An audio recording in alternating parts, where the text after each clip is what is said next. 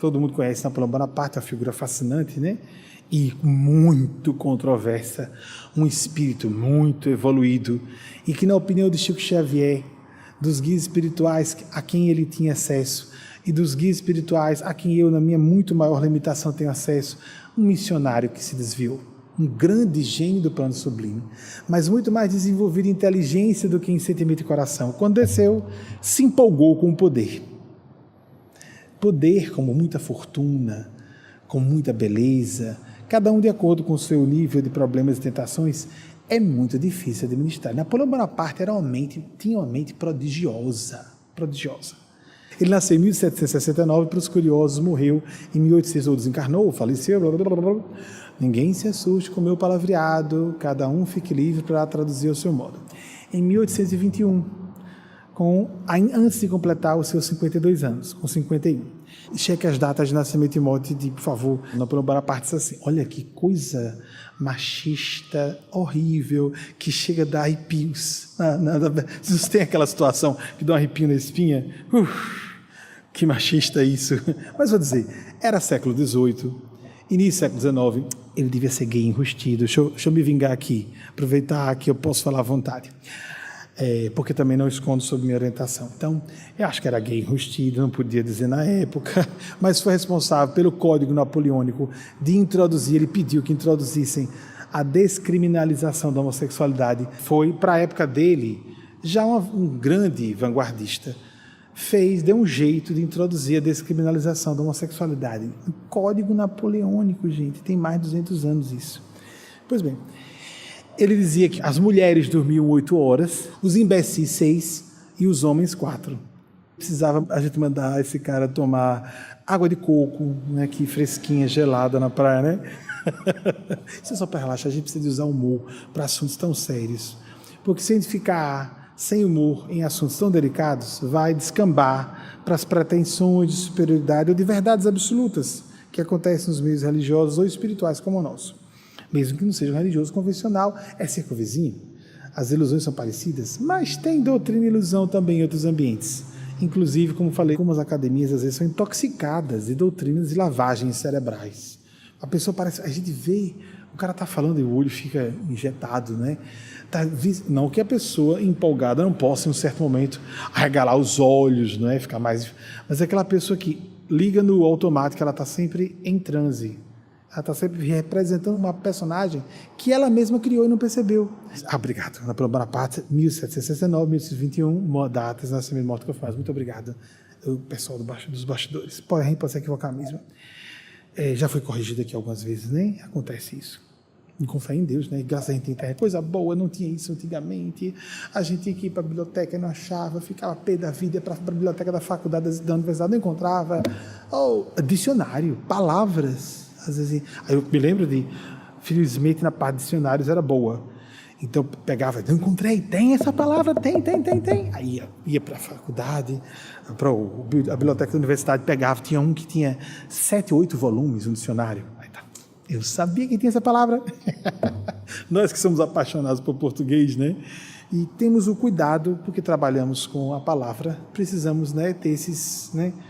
Temos esses pudores de sempre. Mas voltando a Napoleão Bonaparte, ele participou, ele aproveitou o oportunista político.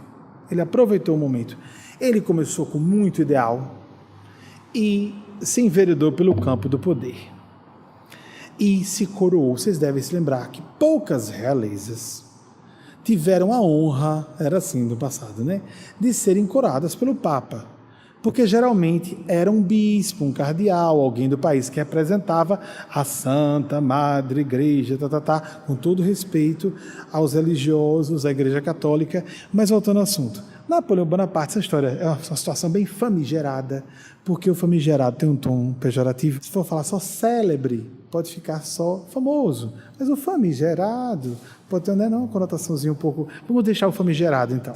A famigerada cena de que o Papa, ele já... Poxa, o cara é tão poderoso que o Papa foi em pessoa, ele fez questão.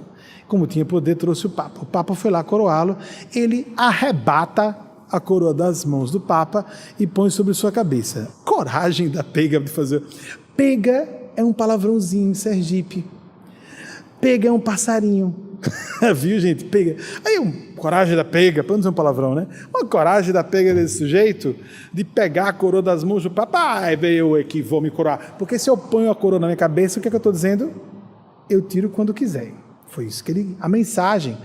Naquela época ele estava com esse domínio do marketing no mau sentido. Porque existe o marketing que o dever de publicar o que é do bem. Jesus disse, brilhe vossa luz para que vejam suas obras e assim seja engrandecido e louvado o Pai que está no céu. Jesus mandou que nós fizéssemos isso. Aquela coisa tão humilde, é falso, nem todo mundo. Mas a maior parte está preocupada em parecer santa. Pessoa preocupada em parecer santa, preocupada em parecer humilde, preocupada em parecer isso, aquilo, não é fraudulenta. É fraudulenta. Quer manipular as pessoas, obter amor e admiração por vias transversas, por vias mentirosas, porque ela não é aquilo.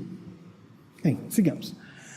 Voltando, então, acho que foi tão extraordinário o Espírito, a presença, com toda a condenação que devemos fazer, a devastação que ele causou na Europa para avançar com o seu império e constituir a era napoleônica.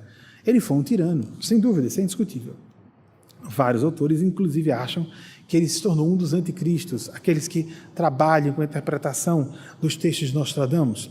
É bem provável que isso esteja certo. Pois bem, mas enquanto ele fazia esse disseminar, avançando a decepção, agora o outro, apaixonado na juventude, que era da mesma geração, Beethoven. Beethoven nasceu no meu ano, 200 anos antes, 1770. Beethoven ficou pé da vida, revoltado com Napoleão. Ele foi avançando e destroçando quem se posicionava contra, menos o também famigerado general imbatível russo, senhor Inverno, que destruiu Napoleão Bonaparte e lascou com Hitler, que foi repetir o erro. Graças a Deus. Não é interessante? Hitler repetiu. Gente, a mesma coisa. Resolveu avançar, inverno adentro, e os russos só fizeram recuar, destruindo as cidades para que não houvesse víveres. As tropas não se alimentassem. Mas voltando a Napoleão Bonaparte. Porque, vejam, desenvolvem esses seres. A gente só condena, né?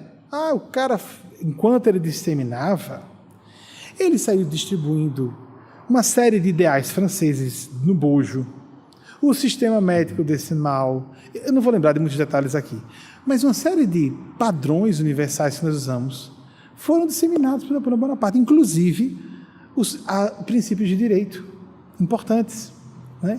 Mas por meios errados e com intenções erradas, porque ele quis se aproveitar para o propósito maior dele foi engrandecimento de si próprio.